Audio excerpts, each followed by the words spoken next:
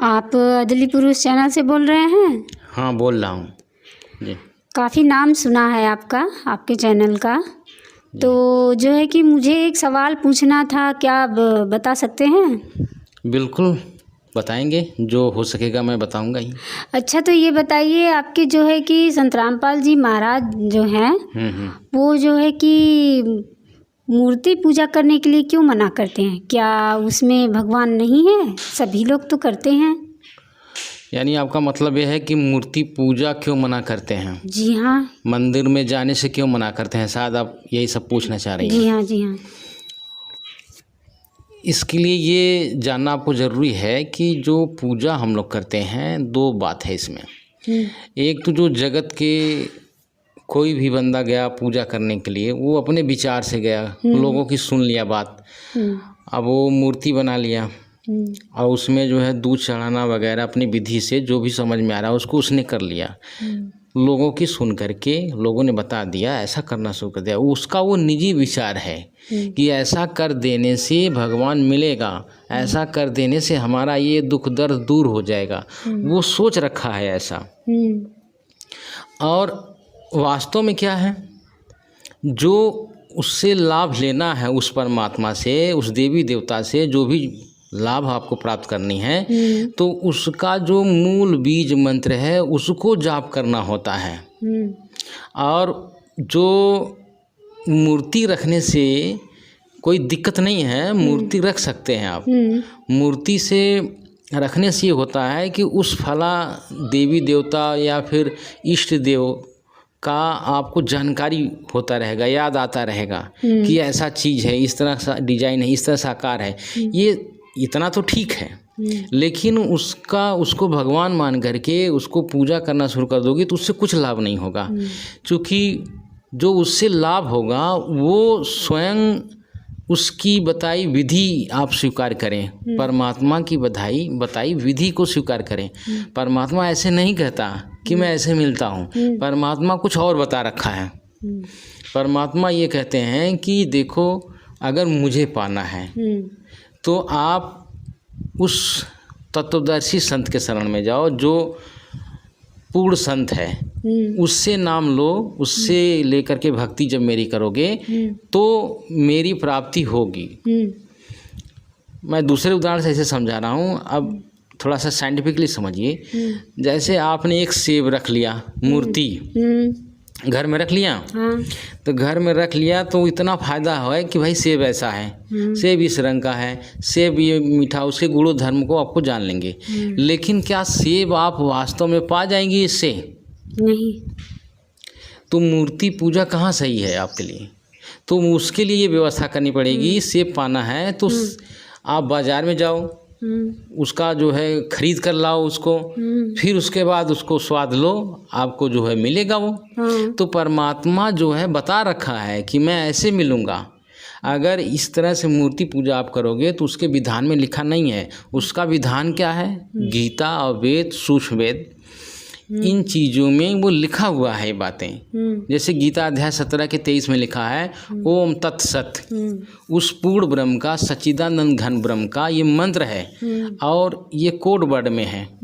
तो ये code word का जो खुलासा जो है तत्वदर्शी संत करता है। तो तत्वदर्शी संत के शरण में जा कर के ये प्राप्त करो।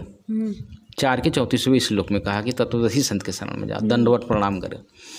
तो मूर्ति पूजा जो है रखना गलत नहीं है, मूर्ति को, मूर्ति पूजा करना गलत है।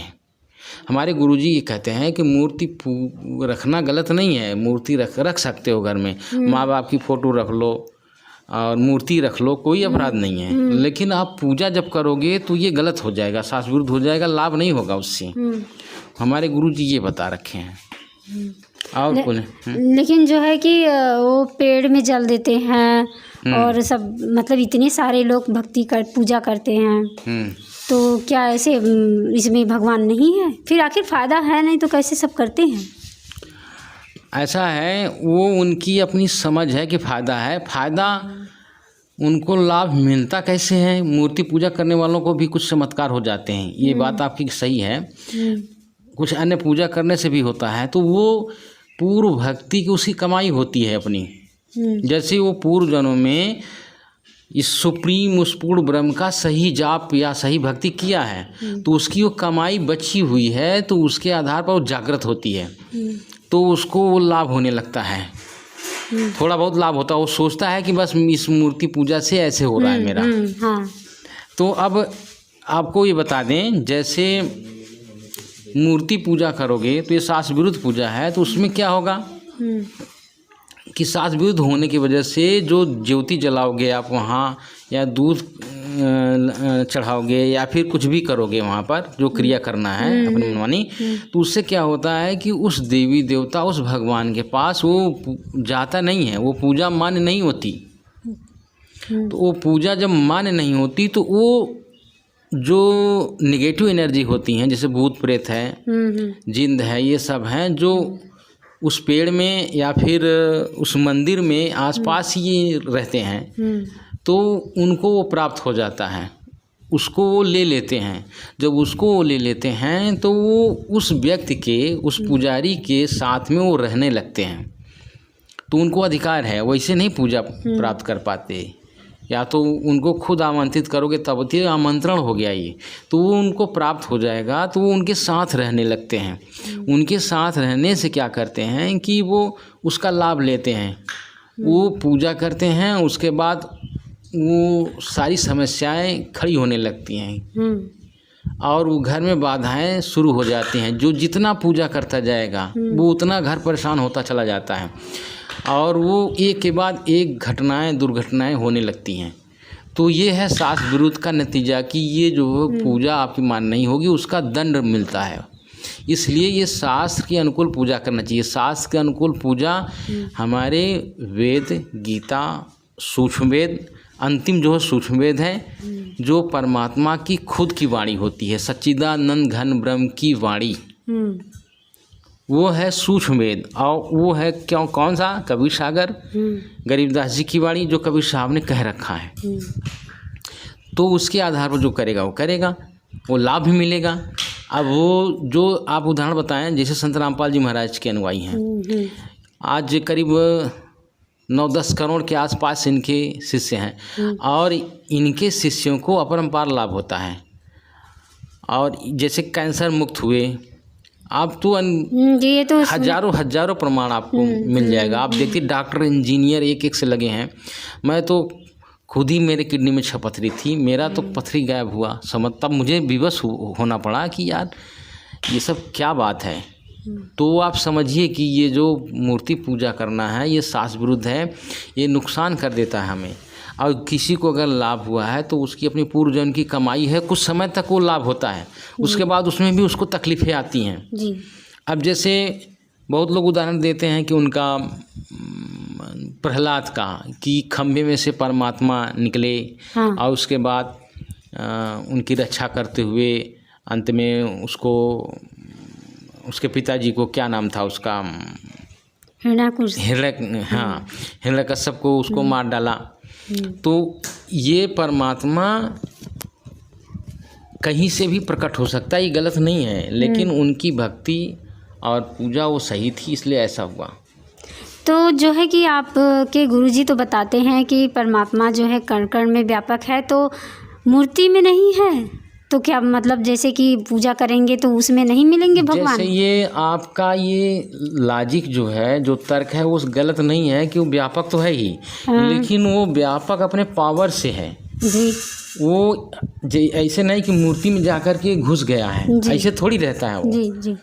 ऐसे कोई कैदी नहीं है वो कि आप जो मूर्ति में उसको कैद कर दोगे, या देवी देवता को कैद कर दोगे, या माता दुर्गा को कैद कर दोगे, ब्रह्मा विष्णु शंकर। इनका जो मूल बीज मंत्र है वो लोगे तब काम बनेगा।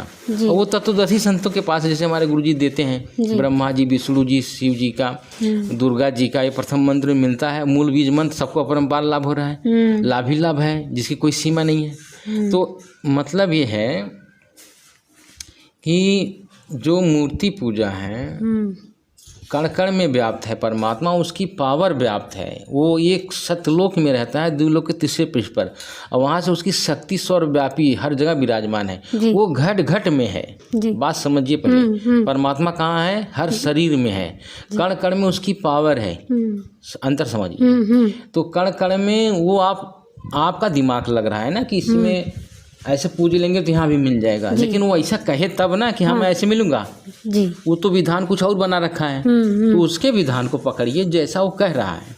अब अपने बुद्धि से लगाओगे तो बहुत कुछ समझ में आएगा। अब अपने मन से बुद्धि लगा कर लोग बताते भी हैं। परमात्मा की खुद कही वाणी को न समझ करके अपनी बुद्धि लगा करके भक्ति करते हैं, पूजा करते हैं, तो उनको व्यर्थ होता है, उनका लाभ होता नहीं, बल्कि उसके बदले में उनको दंड मिलेगा। जी। शास्त्र विरुद्ध गीता अध्याय 16 के 23 श्लोक में लिखा है कि जो शास्त्र विधि त्याग कर मनमाना आचरण करता है उसको कोई सुख शांति नहीं मिलेगा। यानी मोक्ष सोच की बात छोड़ दो, खत्म, कुछ नहीं, व्यर्थ। जी। तो ये जो गलत पूजा करने वालों का विधान आप जानती हैं, भूत बनते हैं। राधा स्वामी पंथ के प्रवर्तक का प्रमाण है कि वो गलत साधना बताए लोगों को और वो भूत बने। वो की शिष्या थी, उनके अंदर प्रवेश कर गए थे। तो सतलोक